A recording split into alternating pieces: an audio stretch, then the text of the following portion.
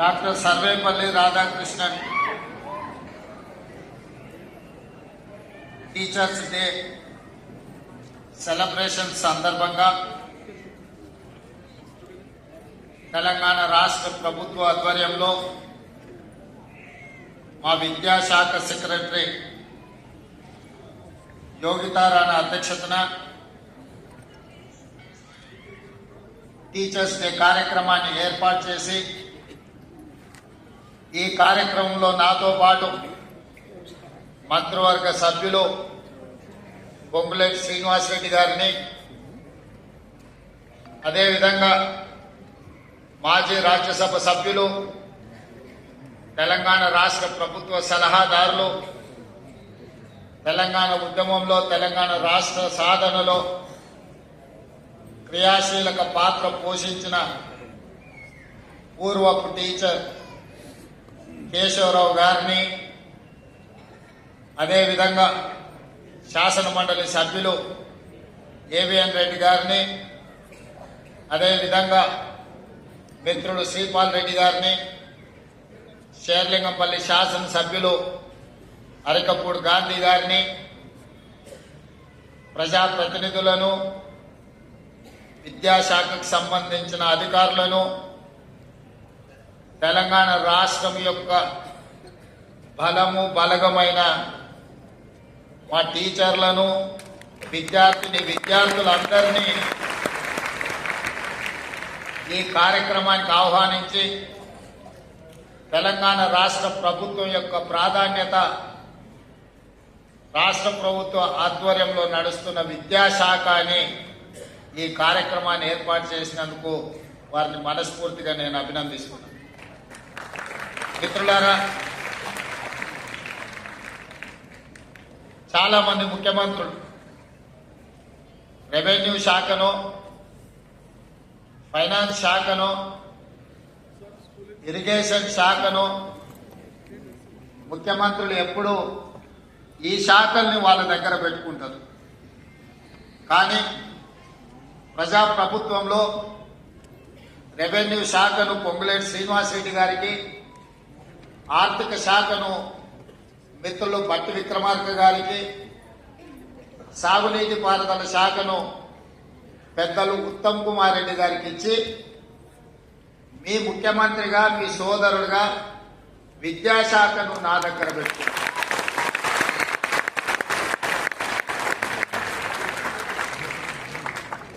ఎందుకు అని అంటే విద్యాశాఖ నాకు దగ్గరగా ఉండాలి, రాష్ట్ర ప్రభుత్వానికి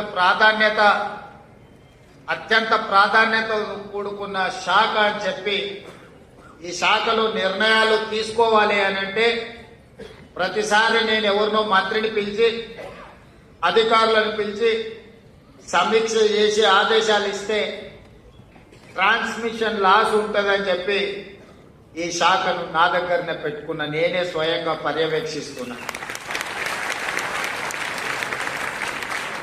అప్పుడప్పుడు కొంతమంది మిత్రులు మాట్లాడుతుంటారు, విద్యాశాఖకు మంత్రిని నియమించండి. వారి అవగాహన రాహిత్యమో లేకపోతే నేను ఉండడం వల్ల ఈ శాఖ బాగుపడి ప్రక్షాళన చేసి దళితులకు, గిరిజనులకు, బలహీన వర్గాలకు, మైనారిటీలకు, తండాలలో, గూడాలలో, మారుమూల పల్లెల్లో ఉన్న పేద కుటుంబాలకు సంబంధించిన విద్యార్థులు బాగుపడతారన్న ఆలోచనతో ఈ రకంగా మాట్లాడుతున్నారేమో నాకు తెలీదు. విమర్శకులకు నేను ఒకే ఒక్క మాట చెప్పదలుచుకున్నాను. ఈ శాఖను నేనే స్వయంగా పర్యవేక్షిస్తూ ప్రతి సమస్యను నిశితంగా అర్థం చేసుకుని ఆ సమస్యను పరిష్కరించే ప్రయత్నం చేస్తున్నా. ప్రత్యేక రాష్ట్రం ఏర్పడ్డ తర్వాత 10 సంవత్సరాల నుంచి శాఖలో చాలా సమస్యలు పేరుకుపోయినాయి. నేను ఎక్కువ అంశాలు, రాజకీయ విమర్శలకు వెళ్ళను. కానీ తెలంగాణ ఉద్యమ సందర్భంగా ఆనాడు ఉద్యమంలో క్రియాశీలకంగా పాలు పంచుకున్న వాళ్ళు కేజీ టు పీజీ ఉచిత నిర్బంధ విద్య తెలంగాణ సమాజానికి అందిస్తామని చెబితే ఆనాడు మీ సంఘాల నాయకులు ఇక్కడనే మధుసూదన్ రెడ్డి గారు లాంటి వాళ్ళు ఉన్నారు.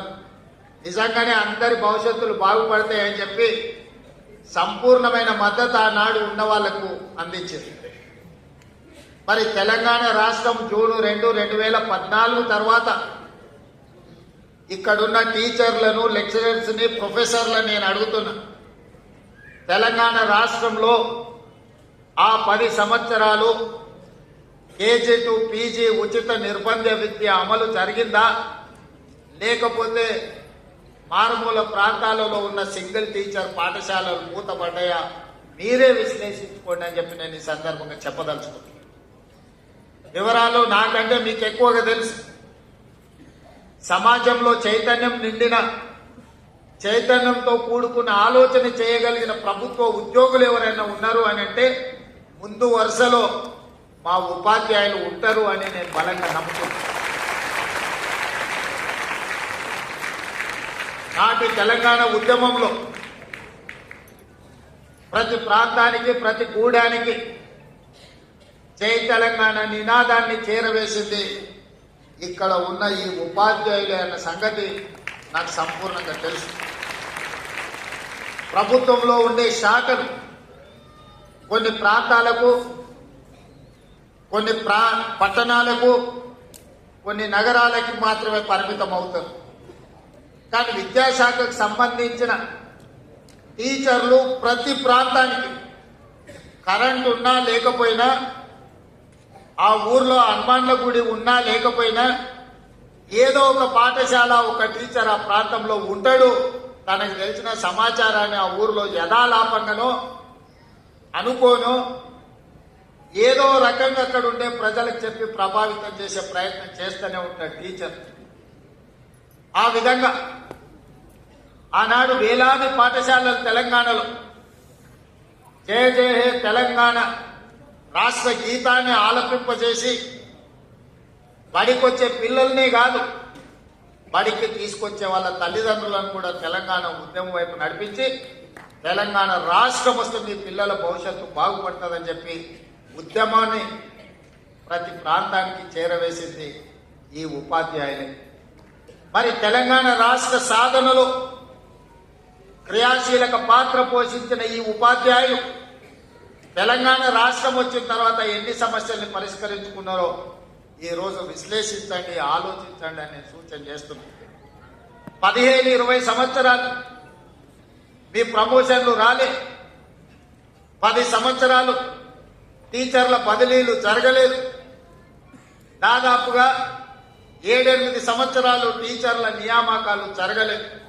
2017లో ఒక నోటిఫికేషన్ వస్తే మళ్ళీ 2024 సంవత్సరంలో 55 రోజుల్లో 11,000 మంది టీచర్ల నోటిఫికేషన్ కాదు, టెట్ పరీక్ష నిర్వహించి 11,000 మంది టీచర్ల నియామకాలు ఈ ప్రభుత్వంలో జరిగే వరకు టీచర్లను నియమించాలి, పేద పిల్లలకు విద్య నేర్పాలి, వాళ్ళని అవగాహనతో కూడుకున్న బాధ్యతాయుతమైన పౌరులుగా తీర్చిదిద్దాలి అని ఎందుకు ఆలోచన రాలేదో ఆనాటి పాలకులకు మీరే ఆలోచన చెయ్యండి. ఇదే కాదు, పాఠశాలల్లో చదువుకుంటున్న పిల్లలకు డైట్ ఛార్జెస్ కానీ, పేద పిల్లలకు కాస్మెటిక్ ఛార్జెస్ పెంచాలన్న ఆలోచన ధనిక రాష్ట్రమని, సంవత్సరానికి 3 లక్షల కోట్ల రూపాయల బడ్జెట్ అని చెప్పిన పాలకులు పిల్లలకు ఒక మంచి భోజనం పెట్టాలి, వాళ్ళకు కొంచెం మెరుగైన వసతులు కల్పించాలి అని ఆనాటి పాలకులు ఆలోచన చేయలే. ఉపాధ్యాయుల యొక్క సమస్యల్ని పరిష్కరించలే. ఈ విధంగా విద్య సంపూర్ణంగా నిర్లక్ష్యానికి లోనవ్వడమే కాదు, వాళ్ళ ప్రజాప్రతినిధులు ప్రైవేట్ యూనివర్సిటీలను పెట్టుకొని విద్యను పూర్తిగా వ్యాపారంగా మార్చి లాభసాటి వనరుగా మార్చుకొని విద్య మీద ఆధిపత్యాన్ని చెలాయించాలి అని ఆనాటి పాలకులు ప్రయత్నం చేసింది. యూనివర్సిటీలలో నియామకాలు జరగలేదు, ఇంటర్మీడియట్ కళాశాలలు మూతపడే పరిస్థితి వచ్చింది. ఇంటర్మీడియట్ ఎడ్యుకేషన్ అంటే అవసరమే లేదన్నంత నిర్లక్ష్యానికి లోనైంది ఆనాడు. యూనివర్సిటీలలో లెక్చరర్స్ కానీ, అసోసియేట్ ప్రొఫెసర్లు కానీ, అసిస్టెంట్ ప్రొఫెసర్లు కానీ, లేకపోతే ప్రొఫెసర్ల రిటైర్మెంట్ వయసు కూడా పెంచే ఆలోచన చేయలే. నైపుణ్యం కలిగిన అధ్యాపకులు, విద్యాబోధన చేయాల్సిన ఉపాధ్యాయులు రిటైర్ అయిపోతుంటే కొత్త నియామకాలు జరగలేదు. డైరెక్ట్ గా ప్రొఫెసర్స్ ను మనం నియమించలేం. లెక్చరర్స్ అసోసియేట్, అసిస్టెంట్ ప్రొఫెసర్లు కావాలి, వాళ్ళు ఆ తర్వాత ప్రొఫెసర్లు కావాలి. ఒక పరిణామ క్రమంలో ప్రొఫెసర్ గా కావాలి అని అంటే 20-25 సంవత్సరాలు టీచింగ్ సైడ్ పనిచేసి ఉండాలి. మరి నియామకాలు జరగకుండా ఉన్న ప్రొఫెసర్లు రిటైర్ అయిపోతుంటే ఈ యూనివర్సిటీలు ఎందుకు ఉపయోగపడని ఒకప్పుడు గొప్ప చరిత్ర కలిగిన 100 సంవత్సరాల పైగా ప్రపంచానికే సేవలు అందించి గొప్ప ప్రధానమంత్రులను, ముఖ్యమంత్రులను అందించిన ఉస్మానియా యూనివర్సిటీ మూతపడే పరిస్థితి వచ్చింది. కాకతీయ యూనివర్సిటీ ఈ దేశానికే గొప్ప గొప్ప ఇంజనీర్లను అందించిన కాకతీయ యూనివర్సిటీ కూడా కళా వైభవం కోల్పోయి కాలగర్భంలో కలిసిపోయే పరిస్థితులు ఆనాడు వచ్చినాయి. అందుకే మీ అభిమానంతో మీరు ఆదరించి మీరు అవకాశం ఇస్తే ఈనాటి ప్రజాపాలనలో విద్యాశాఖ నా దగ్గర పెట్టుకొని తక్షణమే మీ ప్రమోషన్లు, మీ బదిలీలు, మీ కుటుంబ సమస్యల్ని, ప్రతి సమస్యను పరిష్కరించడం ద్వారా లక్షలాది మంది విద్యార్థులకు మీరు గొప్పగా విద్య నేర్పుతారని నమ్మకంతో ప్రతిసారి మిమ్మల్ని కలవడం, మీతో మాట్లాడడం, టీచర్ల నియామకాలే కాదు మీ ప్రమోషన్ల సందర్భంలో కూడా ఎల్బీ స్టేడియంలో సమావేశం పెట్టి మీ అందరితో కలిసి మాట్లాడడం జరిగింది. మీ సంఘాలు ఎప్పుడు వచ్చినా, ఏ సమస్యలు లేవనెత్తినా అందరితో మాట్లాడుతూ వీలైనంత మేరకు వాటిని పరిష్కరిస్తూనే వస్తున్నాం. ఎక్కడైనా కొంత ఆలస్యం అయి ఉండొచ్చు కానీ ఏ పని కూడా ఆగిపోలేదు.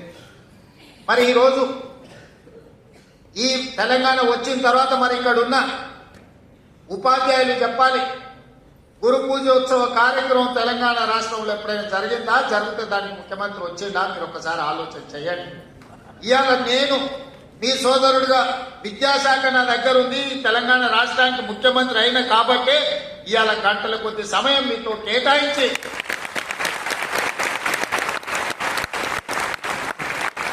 మా తెలంగాణ రాష్ట్ర పునర్నిర్మాణంలో మా ఉపాధ్యాయుల యొక్క పాత్ర ఎనలేనిది. తెలంగాణ పునర్నిర్మాణం మీ సేవలు ఎంతో అవసరం ఉన్నది అని చెప్పడానికి ఇవాళ మీ అందరినీ కలుసుకోవడం నాకు చాలా సంతోషం. ఇవాళ నేను వస్తా, పిల్లలు పెట్టిన అన్ని స్టాల్స్ చూసిన. మేము గవర్నమెంట్ స్కూల్లోనే చదువుకున్నాం. గ్రామీణ ప్రాంతం నుంచి వచ్చిన నేనేం కార్పొరేట్ స్కూల్లో చదవలే. ఈరోజు ఒక జిల్లా పరిషత్ మెంబర్ నుంచి తెలంగాణ రాష్ట్ర ముఖ్యమంత్రిగా 17 సంవత్సరాల కాగలిగిన అంటే ప్రభుత్వ పాఠశాలల్లో మీలాంటి టీచర్లు చెప్పిన చదువుకునే నాకు తెలిసి వేదిక మీద ముఖ్యమైన వాళ్ళు ఎవరు కార్పొరేట్ స్కూల్లో చదువుకున్న వాళ్ళు ఎవరు లేరు. అంటే టీచర్ల యొక్క ప్రాధాన్యతను, టీచర్లను చిన్న చూపు చూసే సంస్కృతి ఆలోచన మా ప్రభుత్వానికి లేదు. అదేవిధంగా మనందరం కూడా విశ్లేషించుకోవాలి, మనం ఎక్కడున్నాం, మనం ఎక్కడికి వెళ్ళాలి. ఈరోజు కొన్ని వివరాలు మా టీచర్లతో నేను పంచుకోదలుచుకున్నాను. తెలంగాణ రాష్ట్రంలో దాదాపుగా 27,000 ప్రభుత్వ పాఠశాలలు ఉన్నాయి. ప్రభుత్వ పాఠశాలల్లో 24 లక్షల మంది స్టూడెంట్స్ చదువుకుంటున్నారు. అదే ప్రైవేట్లో 11,000 పాఠశాలలు ఉన్నాయి. 34 లక్షల మంది పిల్లలు ఈరోజు ప్రైవేట్ పాఠశాలలలో చదువుకుంటున్నారు. దీనికి కారణం అయితే నేనై ఉండాలి, లేకపోతే మీరై ఉండాలి. మన ఇద్దరం ఈ బాధ్యత నుంచి తప్పించుకోలేదు. అయితే రాష్ట్ర ముఖ్యమంత్రిగా, ప్రభుత్వంగా మీకు సరైన వసతులు, వెసులుబాటు, పిల్లలకు నమ్మకం, విశ్వాసం కల్పించే పని నా ప్రభుత్వం చేయకపోయినా ఉండాలి. ఒకవేళ అవన్నీ చేసిన అమలు చేయడంలో మీ వైపు నుంచి కొంత ఆలస్యమైన అయి ఉండాలి. ప్రైవేట్ స్కూళ్లలో నేను ఈ వేదిక నుంచి గతంలో మాట్లాడుతూ కూడా నన్ను విమర్శలు చేశారు. మా గవర్నమెంట్ స్కూల్లో చదువుకునే టీచర్లు బిఎస్సి బిఎడ్ ఎంఎడ్ చదువుకున్న వాళ్ళు ఎంఏలు చదువుకున్న వాళ్ళు ఉన్నారు. ప్రైవేట్ స్కూళ్ళలో ఎంతమంది అన్ని చదువులు చదువుకున్న వాళ్ళు ఉన్నారయ్యా? ప్రైవేట్ స్కూల్స్ కంటే మా గవర్నమెంట్ స్కూల్లో టీచర్లు చాలా విద్యాధికులు అని నేనంటే ప్రైవేట్ స్కూళ్ళని అవమానించేదని చెప్పి కొంతమంది విమర్శించారు. నేను అవమానించలే, పోల్చి చెప్పిన. ఈ రోజు కూడా నేను సూచన ఒకటే, ప్రైవేట్ స్కూల్స్ కంటే మా గవర్నమెంట్ స్కూల్లో ఉన్న టీచర్లు అత్యధికంగా విద్యాధికులు, బాగా చదువుకున్న వాళ్ళు, సమాజం పట్ల అవగాహన ఉన్న వాళ్ళు. ఏ గ్రామీణ ప్రాంతం నుంచి వాళ్ళు వచ్చిందో అదే గ్రామీణ ప్రాంతాలలో ఈరోజు వాళ్ళు టీచర్లుగా పనిచేస్తున్నారు. సామాజిక బాధ్యత గుర్తెరిగిన వాళ్ళు. మరి వాళ్ళు సరైన విధంగా పేదలకు విద్య నేర్పాలి అని అంటే ప్రభుత్వం కూడా వాళ్ళకు కావలసిన కనీస మౌలిక వసతులను అందించాల్సిన బాధ్యత ప్రభుత్వానికి ఉన్నది. టీచర్లకు జీతాలు ఇచ్చి చేతులు దులుపుకుంటే సరిపోదు. స్కూళ్ళు ఊడవడానికి ఆయ ఉండాలి, గంట కొట్టడానికి అటెండర్ ఉండాలి, బాత్రూమ్లు కడగడానికి అవసరమైన మనుషులు ఉండాలి. టీచర్లదే ఆ బాధ్యత అన్నట్టు ఊడ్చే బాధ్యత టీచర్దే, గంట కొట్టే బాధ్యత టీచర్దే, బాత్రూమ్లు కడిగే బాధ్యత టీచర్దే అనే విధానం ఇది మంచిదా? హైలీ క్వాలిఫైడ్ ఎనర్జెటిక్ ఎనర్జీని మనం వీటికి వాడడం ద్వారా టీచర్లు నిజంగా చదువులు చెప్పేదానికంటే ఈ పనులు చూసుకున్న వరకే సగం సమయం అయిపోతుంది. అందుకే నేను రాగానే అమ్మ ఆదర్శ పాఠశాల పేరు మీద స్పష్టంగా నిర్ణయం తీసుకొని మీకు ప్రతి సంవత్సరం 130 కోట్లు అదనంగా సిఎస్ఆర్ ఫండ్స్ నుంచి స్కూళ్లు ఊడవడానికి చూడడానికి ఈ కార్యక్రమాలు చేయడానికి మేము నిధులు మంజూరు చేసాం. టీచర్లు కేవలం పిల్లలకు చదువు చెప్పడానికే చదువు మీదనే ఫోకస్ పెట్టాలి, పిల్లల్ని అర్థం చేసుకోవాలి, పిల్లల్లో ఉన్న నైపుణ్యాన్ని పెంపొందించాలి. అప్పుడే గ్రామీణ ప్రాంతాలు బాగుపడతాయి. పేదవాడు చదువుకున్నప్పుడే ఈ రాష్ట్రం యొక్క తలరాత మారుతుంది. చదువు ఒక్కటే మీ తలరాతను మారుస్తుంది అని పేదల పట్ల నాకు ఒక నమ్మకం, విశ్వాసం ఉంది. కాబట్టి చదువు చెప్పడానికి అవసరమైన వసతులు ఏర్పాటు చేయాలన్న నేను ఆలోచన. అదేవిధంగా గవర్నమెంట్ స్కూల్లో భోజనం చేయాలంటే నిన్న మొన్న కొన్ని అక్కడక్కడ దురదృష్టకర సంఘటనలు, పిల్లలకు ఫుడ్ పాయిజన్ అయింది, లేకపోతే పిల్లల్ని హాస్పిటల్కి తీసుకెళ్లే వార్తలు చూసినప్పుడు నాకు చాలా బాధ అవుతుంది. ఎందుకంటే నేను డైట్ ఛార్జెస్ పెంచిన, కాస్మెటిక్ ఛార్జెస్ పెంచిన, ఇవాళ ఎవరైనా ఎంత ఆగర్భ శ్రీమంతుడైనా తినే సన్న బియ్యం ఇవాళ పేదోళ్ళకి ఇచ్చిన పాఠశాలల పిల్లలకు పెట్టమని క్వాలిటీ ఫుడ్ ఇవ్వండి అని చెప్పిన. ప్రతి స్కూల్కు ఒక ప్రభుత్వ అధికారికి బాధ్యత ఇచ్చిన. ఇప్పుడు నేను మా టీచర్లను విజ్ఞప్తి చేస్తున్నా, మీరు కూడా వాళ్ళతో భోజనం చేయండి. వీళ్ళు ఉన్నప్పుడు నేను కూడా వచ్చి వాళ్ళతో భోజనం చేస్తాను. ఎప్పుడైతే టీచర్లు అంటే ఒక కుటుంబ పెద్ద, ఒక తల్లిగానో ఒక తండ్రిగానో, తల్లిదండ్రులు మన మీద విశ్వాసం పెట్టుకొని రాత్రి సమయంలో పిల్లలు తల్లిదండ్రుల దగ్గర ఉంటే దినం మొత్తం మన దగ్గరనే ఉంటారు, టీచర్ల దగ్గరనే ఉంటారు. 50% పేద పిల్లల బాధ్యత మా టీచర్ల దగ్గరనే ఉన్నది. ఆ సమయంలో వాళ్ళతో పాటు కలిసి, వాళ్ళతో పాటు ఆడి, వాళ్ళతో పాటు భోజనం చేస్తే ఆ పిల్లలకు ఒక విశ్వాసం వస్తుంది. తప్పు జరగకుండా చూసుకునే బాధ్యత మనకు ఉంటుంది. కాబట్టి దయచేసి మా టీచర్లకు తప్పకుండా పాఠశాలల్లో మధ్యాహ్నం భోజనం పిల్లలతో కలిసి మీరు ఎప్పుడైతే చేస్తారో తప్పులు జరగకుండా ఉంటాయి. దానికి ఏం కావాలో నాకు చెప్పండి. వాటికి కావాల్సిన అనుమతులు కానీ వసతులు కానీ ఏర్పాటు చేసే బాధ్యత నాది. ఎందుకు అని అంటే ఈరోజు ఈ తెలంగాణ ఒక బలమైన తెలంగాణగా నిర్మించాలి అంటే పెద్దలు చెప్పారు, దేశ భవిష్యత్తు తరగతి గదుల్లోనే ఉంది అని. మరి ఇవాళ తెలంగాణ భవిష్యత్తు కూడా తరగతి గదుల్లోనే ఉంది. ఇవాళ ఉస్మానియా యూనివర్సిటీ ర్యాంకింగ్ మెరుగైంది, గతంలో ఉండేదానికంటే చాలా ముందుకు వచ్చిందని చెప్పినప్పుడు నాకు సంతోషమైంది. నేను వచ్చినప్పుడు గతంలో యూనివర్సిటీ వైస్ ఛాన్సలర్ నియమించడానికి ఆ ప్రభుత్వానికి తీరిక లేకుండా, దాంట్లో కూడా రకరకాల రాజకీయాలు, నేను వాటి జోలికి వెళ్ళదలుచుకోలేదు.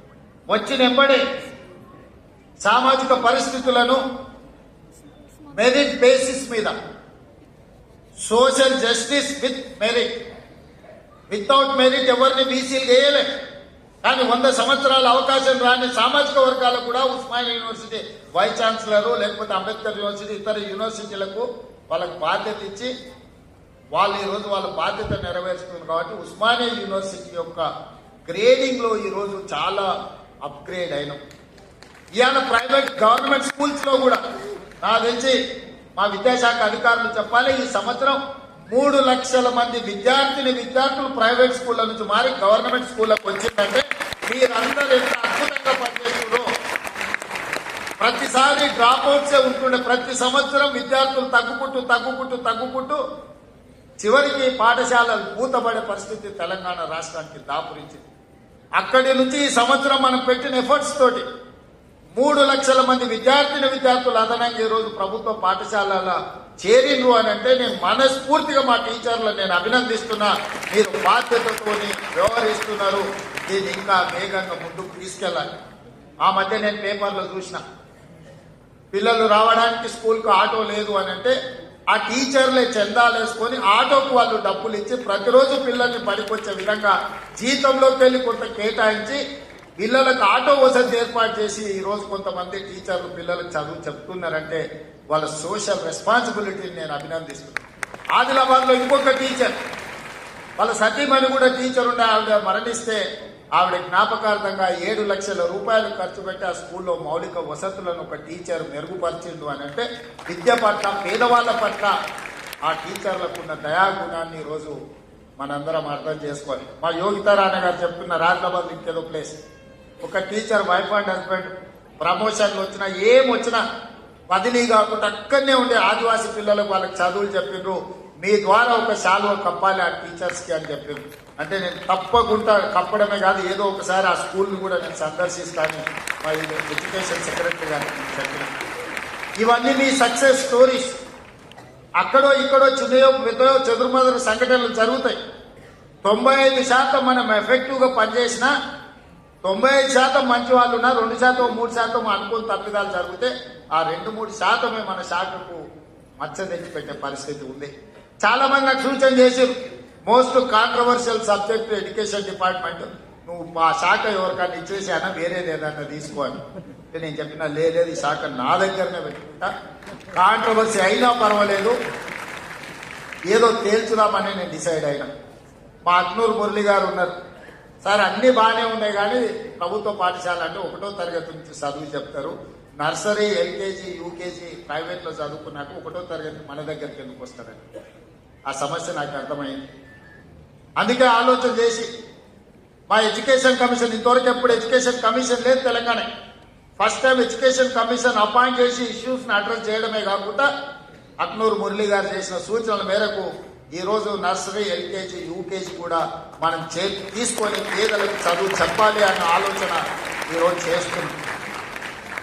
ఎందుకంటే ఈ 3 సంవత్సరాలు ప్రైవేట్ స్కూల్కి వెళ్ళిన పిల్లలు మళ్ళీ గవర్నమెంట్ స్కూల్కి రావాలి అని అంటే రాలేదు. పేదోళ్ళు కూలి పని చేయడానికి ఉపాధి హామీ పనులు చేయడానికి సిద్ధపడి సంపాదించింది పిల్లల చదువుల కోసం ఖర్చు పెడుతుంది. పిల్లల చదువు పట్ల తల్లిదండ్రులకు శ్రద్ధ పెరిగింది. అవసరమైతే 10 రూపాయలు ఖర్చు పెట్టుకుంటాం, ఒక పూట తినకపోయినా సరే మా పిల్లలకు మంచి చదువు చెప్పించాలని ఈరోజు తల్లిదండ్రులలో ఒక చైతన్యం వచ్చింది. నేను అడుగుతున్నా ఈరోజు మా ఉపాధ్యాయులకు, ఆ చదువు మనం చెప్పలేమా, ప్రైవేట్ స్కూళ్ళకి ఎందుకు పోవాలి వాళ్ళు పేదవాళ్ళని నేను అడుగుతున్నా. మన దగ్గర శక్తి లేదా, మన దగ్గర చిత్తశుద్ధి లేదా? ఈ ప్రభుత్వం మీరు అడిగితే ఇబ్బంది ఏమైనా ఉందా? అందుకే ఈరోజు ఈ వేదిక మీద నుంచి ఉపాధ్యాయులకు అందరికీ నా విజ్ఞప్తి ఒకటే, మనం ప్రతిన భూనుదా ప్రైవేట్ స్కూళ్ల కంటే కార్పొరేట్ కాలేజీల కంటే నాణ్యమైన విద్యను పేదలకు అందిద్దాం. విద్య ఒక్కటే తలరాతను మారుస్తుంది. ఇవాళ పంచడానికి భూములు లేవు. పేదవాడు బాగుపడాలి, పేదవాడు సమాజంలో రాణించాలి అని అంటే విద్య ఒక్కటే ప్రామాణికం. ఇవాళ సిలికాన్ వ్యాలీని మన వాళ్ళు శాసిస్తున్నారంటే ఇంజనీరింగ్ గ్రాడ్యుయేట్స్ మన దగ్గర చదువుకున్నందుకే సిలికాన్ వ్యాలీని మనం ఈరోజు శాసిస్తున్నాం. దానికి కారణం విద్య. అందుకే ప్రపంచ దేశాలలో జరుగుతున్న మార్పులు చేర్పులను అన్నింటిని దృష్టిలో పెట్టుకొని ఈరోజు మనకు మనమే ఇక్కడ చదువుకోవడం కాదు, ఇతర దేశాలలో ప్రతి సంవత్సరం 200 మంది టీచర్లను సింగపూర్, సౌత్ కొరియా లాంటి దేశాలకు మిమ్మల్ని పంపించి అక్కడ విద్యను స్టడీ చేయడానికి మీ టీచర్లను విదేశాలకు పంపడానికి ఈరోజు మా ప్రభుత్వం నిర్ణయం తీసుకున్నది. మనం మన కోసం మనం పోటీ పడడం కాదు, మన పక్కలుండే ఊరును చూసి పోటీ కాదు, ప్రపంచ దేశాలతోనే విద్యలో మనం పోటీ పడాలి. ఈరోజు సింగపూర్ లాంటి, సౌత్ కొరియా లాంటి, జపాన్ లాంటి దేశాలు అభివృద్ధి చెందడానికి కారణం ఏంటి? ఇవాళ జర్మన్ అభివృద్ధి చెందడానికి కారణం ఏంటి? ఈరోజు చైనా అభివృద్ధి చెందడానికి కారణం ఏంటి? అక్కడున్న విద్యార్థులకు నాణ్యమైన విద్యను అందించడమే కాకుండా ఒక పట్టుదల నేర్పడం వల్ల ఆయా దేశాలు ప్రపంచంలో వేగంగా అభివృద్ధి పదం వైపు నడుస్తున్నాయి. మరి వాటన్నిటిని కూడా మనం వినడమే కాదు, చూడాల్సిన అవసరం ఉంది. అందుకే 1,20,000 మంది టీచర్లు ఈరోజు తెలంగాణ రాష్ట్రంలో ఉన్నారు. ఇందులోకి వెళ్ళి ప్రతి సంవత్సరం ఒక 200 మంది టీచర్లను ఇనీషియల్ గా ఇతర దేశాలకు పంపించి అక్కడ ఉన్న పరిస్థితులను మీరు స్టడీ చేసి ఒక అవగాహనతో వెనక్కి రావాల్సిన అవసరం ఉంది. టీచర్లు అందరికీ కూడా ఈరోజు మర్రి చెన్నారెడ్డి దీంట్లో మనం ఓరియంటేషన్ క్లాసెస్ తీసుకుంటున్నాం టీచర్స్. ఎందుకు అనంటే నైపుణ్యం పెంచుకోవాల్సిన అవసరం ఉంది. మన ఉద్యోగం వచ్చినప్పుడు ఉన్న పరిస్థితులు, మనం రాసిన పోటీ పరీక్షలు ఒకలాంటివి. ఈరోజు ప్రతి సంవత్సరం విద్య మారుతుంది, విధానం మారుతుంది, ఎడ్యుకేషన్ పాలసీస్ మారుతున్నాయి. నేషనల్ ఎడ్యుకేషన్ పాలసీ ఒకలాగా ఉంటే మనకు తెలంగాణకు అసలు ఏ పాలసీ లేకుండా మనం ఉన్నాం. అందుకే మొన్న నేను ఆర్డర్ ఇచ్చిన తెలంగాణ ఎడ్యుకేషన్ పాలసీని ప్రిపేర్ చేయడానికి పెద్దలు కేశవరావు గారిని చైర్పర్సన్ గా పెట్టి కడేర్ శ్రీహరి గారిని, అక్నూర్ మురళి గారిని, మా ఎడ్యుకేషన్ డిపార్ట్మెంట్ లో ఉన్న అధికారులను కలిపి తెలంగాణ ఎడ్యుకేషన్ పాలసీ చేయడానికి ఒక కమిటీని అపాయింట్ చేసినాం. తెలంగాణ కూడా ఒక నూతనమైన ఎడ్యుకేషన్ పాలసీ కావాలి. ఆ ఎడ్యుకేషన్ పాలసీ పేద పిల్లల జీవితాలలో వెలుగులు నింపాలి. అందుకే మిత్రులారా, ఈరోజు ఉత్తమ ఉపాధ్యాయులను అభినందించడమే కాకుండా వాళ్ళందరినీ కలవాలి, వాళ్ళతో మాట్లాడడం ద్వారా మీతో ఆలోచనలు పంచుకోవాలి. ఈ రాష్ట్ర ప్రభుత్వానికి నర్సరీ నుంచి 12th క్లాస్ వరకు, 12th తర్వాత ఆ పిల్లలకు విజ్డమ్ వస్తుంది. వాళ్ళు డాక్టర్ కావాలనుకుంటున్నారా, ఇంజనీర్ కావాలనుకుంటున్నారా, ఐఏఎస్ కావాలనుకుంటున్నారా, ఐపీఎస్ కావాలనుకుంటున్నారా. కానీ ఫౌండేషన్ లేకుండా మీరు అంతస్తులు కట్టమంటే అది ఉపయోగం లేదు. Foundation is very important than anything. ఆ ఫౌండేషన్ అనేది వేయగలిగింది ఇక్కడున్న ఈ టీచర్లు, ఈ ఉపాధ్యాయులే. మీరు నేను కలిసి ఆ ఫౌండేషన్ ఈ దేశానికి ఆదర్శంగా నిలబెడతాం. చివరికి ఒక్క మాట చెప్పదలుచుకున్నా. కేజ్రీవాల్ ఢిల్లీలో రెండోసారి మూడోసారి ఎందుకు ముఖ్యమంత్రి అయ్యాడు? మొదటిసారి ఒక పరిస్థితిలో అయ్యాడు, రెండోసారి మూడోసారి వారు ముఖ్యమంత్రి కావడానికి ప్రధానమైన కారణం ఆయన విద్యలో తీసుకొచ్చిన సమూలమైన మార్పులు. ఆ మార్పుని పేదలకు విద్యను అందించిన టీచర్లు కాబట్టి వారు రెండోసారి మూడోసారి ముఖ్యమంత్రి అయింది. నాకు కూడా కొంచెం స్వార్థం ఉంది, మీరు మంచిగా పనిచేస్తే రెండోసారి మూడోసారి కావాలని నేనేం దాచిపెట్టి తలుచుకోలేదు. నేను కష్టపడ్డా, నేను కూడా మీతో పాటు పనిచేస్తాను. నేనేం పని చేయను, నేను ఫామ్ హౌస్ లో అనుకుంటా మిమ్మల్ని కష్టం చేయమని నేను చెప్పలేదు. నేను కూడా వస్తాను, మీరు ఏడికి రమ్మంటే అక్కడికి వస్తా, తండాలకు రమ్మంటే తండాలకు వస్తా, కూడాలకు వస్తా, ఎక్కడికి రమ్మంటే అక్కడికి వస్తాను. నేను కూడా ఎక్కడి నుంచి వచ్చినా నల్లమల్ల అడవుల నుంచే వచ్చినా, గ్రామీణ ప్రాంతం నుంచి వచ్చిన 6 నెలలకు ఒకసారైనా మా ఊరికి పోయి ఒక రోజు ఉండి వస్తాను. ఎందుకంటే జూబ్లీస్ వచ్చిన కాబట్టి అది మర్చిపోద్దు. అక్కడికి పోతే మనం ఎక్కడొచ్చినామో మన మూలాలు మనకు. మా టీచర్లకు కూడా నా సూచన ఒకటి, అప్పుడప్పుడు మనం ఎక్కడి నుంచి వచ్చినామో 4 నెలలకు ఒకసారి మన మూలాలను మనం గుర్తు చేసుకోవాలి. వెనక్కి ఊరికి పోయి మన దాయాదులను, మన పక్కింటోళ్లను, మన ఊర్లో మన చిన్ననాటి మిత్రులను కలిసి ఒకరు వ్యవసాయం చేస్తుంటారు, ఒకరు బర్రెల కాడికి పోతుంటారు, ఒకరు తినడానికి ఇబ్బంది పడుతుంటారు. వాళ్ళకంటే ఎంత మెరుగైన జీవితం మనకుందో ఒకసారి వస్తే మనం నిజంగా ఏం చేయాలో మనకు ఒక అవగాహన వస్తుంది. అందుకే ఇక్కడికి వచ్చిన విద్యార్థులకు నేను సూచన చేయదలుచుకున్నాను. పాఠశాల విద్యనే కాదు, ఈరోజు ప్రతి సంవత్సరం ఇంజనీరింగ్ గ్రాడ్యుయేట్స్ తెలంగాణ రాష్ట్రంలో 1,10,000 మంది పాస్ అవుతున్నారు. కానీ ఎంతమందికి ఉద్యోగాలు వస్తున్నాయి? మరి ఇంజనీరింగ్ సర్టిఫికేట్ అయితే తెచ్చుకుంటున్నాం, కానీ ఉద్యోగం రాక తల్లిదండ్రులు మా కొడుకు ఇంజనీర్ అంటారు. వీడు సర్టిఫికేట్ తెచ్చుకుంటాడు, కానీ బయటకు వస్తే వాళ్ళ చదువుకు ఆ సర్టిఫికేట్ సంబంధం లేకుండా పోతుంది. అందుకే ఈరోజు young India integrated residential schools పెట్టినాం. ప్రతి నియోజకవర్గానికి ఒకటి ఇచ్చినాం.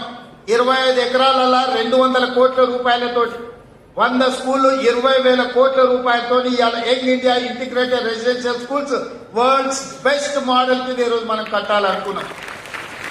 శాంక్షన్స్ ఇచ్చినాం, పనులు జరుగుతున్నాయి. నాణ్యమైన వసతులతో పాటు నాణ్యమైన విద్యను అందించడానికి ఈరోజు తీసుకొచ్చినాం. అదేవిధంగా యంగ్ ఇండియా స్కిల్స్ యూనివర్సిటీ పెట్టుకున్నాం. దేశంలో ఎక్కడా లేదు స్కిల్స్ యూనివర్సిటీ. డిప్లొమా కోర్సులు, సర్టిఫికెట్ కోర్సులు ఉన్నాయి. కానీ భవిష్యత్ చదువుకోవాలంటే డిగ్రీ సర్టిఫికెట్ ఉంటే వాళ్ళు పీజీలు చదువుకోవచ్చు. అందుకే ఈరోజు తెలంగాణ రాష్ట్రంలో పబ్లిక్ ప్రైవేట్ పార్ట్నర్షిప్ లో అతి తక్కువ ఖర్చులతో ఈ రోజు పేదలకు అందరికీ స్కిల్స్ ఇంప్రూవ్ చేయాలని యంగ్ ఇండియా స్కిల్స్ యూనివర్సిటీని ఈ రోజు మనం ప్రారంభించుకున్నాం. బోర్డులో ఆనంద్ మహేంద్ర అండ్ మహేంద్ర గ్రూప్ మన మహేంద్ర వెహికల్స్ కనిపిస్తాయి కదా, ఆ కంపెనీ చైర్మన్ ఈ రోజు మన మన మన యూనివర్సిటీ చైర్మన్. సో ఆ విధంగా రెడ్డి ల్యాబ్స్ వాళ్ళు, అపోలో హాస్పిటల్ వాళ్ళు, పెద్ద పెద్ద కార్పొరేట్ కంపెనీలు నడిపే వాళ్ళను ఆ యూనివర్సిటీ బోర్డులో డైరెక్టర్స్ గా పెట్టినాం. సిలబస్ వాళ్ళే డిసైడ్ చేస్తారు, పిల్లల్ని వాళ్ళే సెలెక్ట్ చేసుకుంటారు, వాళ్ళే వాళ్ళ చదువు చెప్తారు, వాళ్ళనే వాళ్ళ కంపెనీలలో ఉద్యోగాలలో తీసుకుంటారు. అన్ని రకాలుగా వాళ్ళు బాధ్యత తీసుకునే అవకాశం ఇచ్చినాం. అదేవిధంగా ఐటీఐలు 1956లో మొట్టమొదటి ఐటీఐలు ప్రారంభించారు. అప్పుడు ప్రారంభించిన సిలబస్ ఇంకా 2025 కూడా మనం అదే సిలబస్ చెప్పుకున్నాం. Diesel mechanic, fitter, plumber, electrician అని.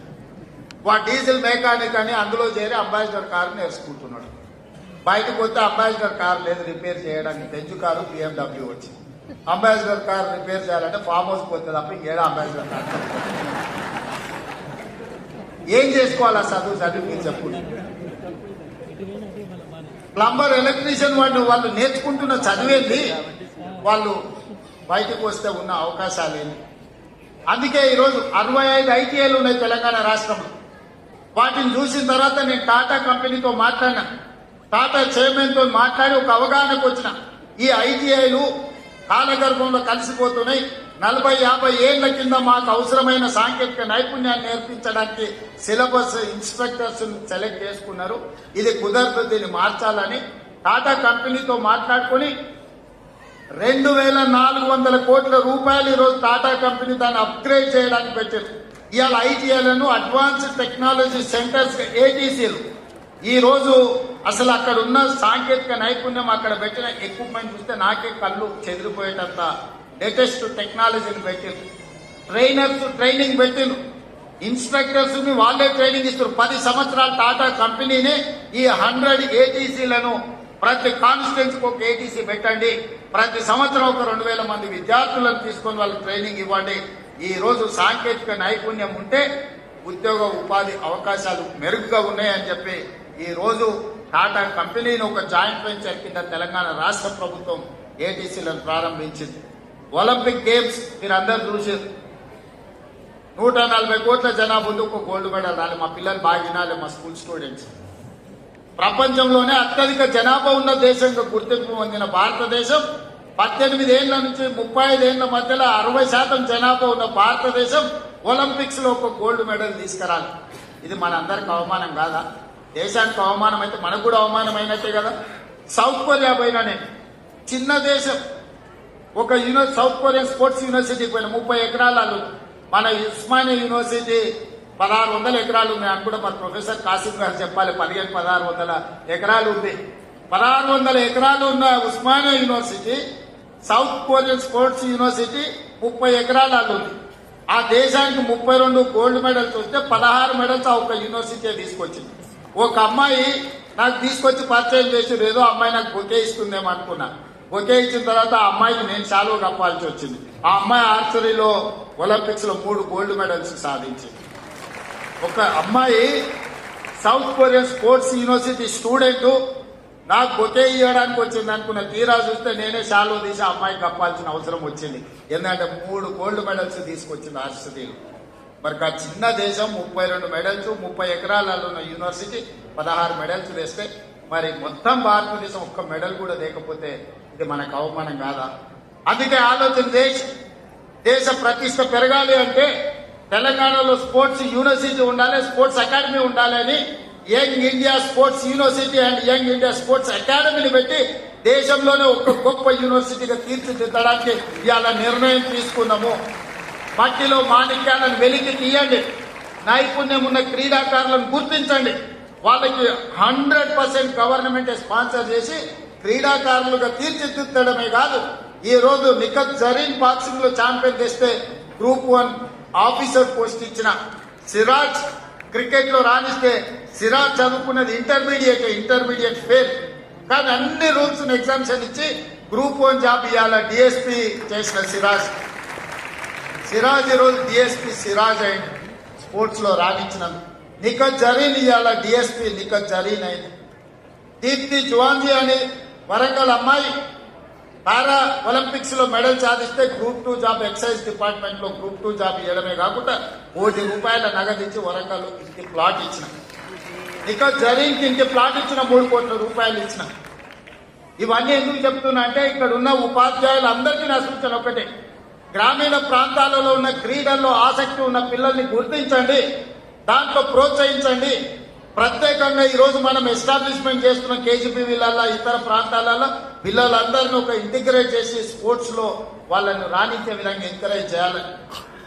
చదివితేనే ఉద్యోగం కాదు, చదివితేనే భవిష్యత్తు కాదు, క్రీడల్లో రాణిస్తే కూడా భవిష్యత్తు ఉంటుందని పిల్లలకు బోధించండి. గుర్తించండి పిల్లల్లో ఉన్న నైపుణ్యాన్ని, పిల్లల్ని నిశితంగా మీరు గమనించండి. ఆ పిల్లలకి ఏం కావాలో మనం ఇద్దాం. మీరు ఏం అడిగితే అది చేయడానికి నేను సిద్ధంగా ఉన్నా. మీ సమస్యల్ని పరిష్కరించడమే కాదు, ఈ తెలంగాణ సమాజాన్ని నిర్మించాలి అంటే పిల్లలని బాగు చేయాలి. ఇవాళ నేను గంజాయి కేసుని పట్టుకుంటుంటే చెప్పడానికి నాకే బాధ ఉంది. గంజాయి పెడ్లింగ్ చేసుకోరిద్దాం, మీరు నేను కలిసి తెలంగాణను పునర్నిర్మిద్దాం. ఈ తెలంగాణ ఒక అద్భుతమైన తెలంగాణగా, ఒక క్రీడలకు వేదిక తెలంగాణగా, ఒక సాంకేతిక నైపుణ్యం ఉన్న తెలంగాణగా తీర్చిదిద్దుకుందాం. మీరందరూ సహకరించాలి, మనందరం కలిసి నడవాలి అని విజ్ఞప్తి చేస్తూ మీ అందరి దగ్గర సెలవు తీసుకుంటున్నాను. ధన్యవాదాలు మిత్రులారా.